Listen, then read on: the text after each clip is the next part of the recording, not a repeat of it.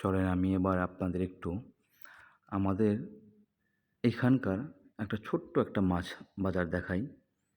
উম এটা তেমন ঐরকম বড় না। তারপরেও মোটামুটি বড়ই আছে।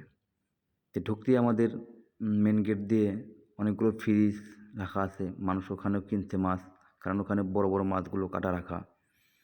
উম আর আমরা যখন আসছি ঐরকম এই যে এইসব দোকানগুলো একটাও খোলা হয় নাই। কিছুটা দোকান খুলেছে। হুম? আর সামনেই একটা গরুর মাংসের দোকান।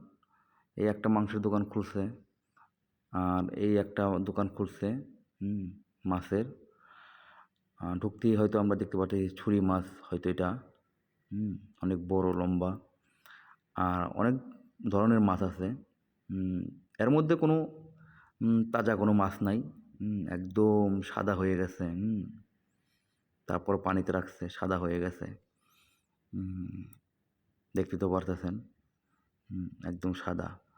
আর সবচেয়ে আশ্চর্য বিষয় হলো এখানে একটা জিনিস আমার ভাল লাগছে। এই যে প্লাস্টিকের ঝুড়িতে মাছগুলো রাখা হয়, দেখছেন? একদম প্লাস্টিকের ঝুড়ির মধ্যে মাছগুলো রাখা হয়। এটার মধ্যে কোনো পানি থাকে না। যেটা বলের মতো ওইটা হয়তো পানি থাকে। আর যেটা ওই যে ঝুড়ি হয়তো সবগুলো পানি ঝরে যায়। হুম, এটা আমার কাছে খুব ভাল লাগছে।